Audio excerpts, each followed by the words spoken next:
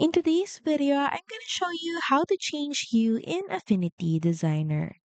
So first, of course, open up your project. Then next is select your image layer.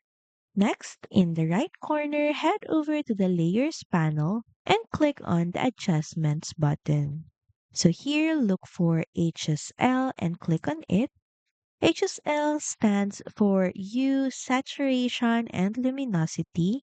So now in the panel, move the Hue slider left or right.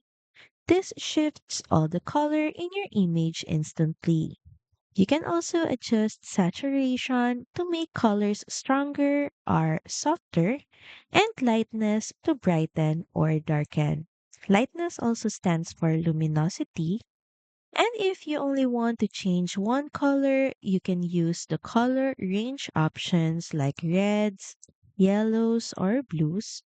And since it's an adjustment layer, it's non-destructive, so you can edit or hide it anytime. So that's pretty much it. Thank you very much for watching this video, and I'll see you again on the next one. Bye!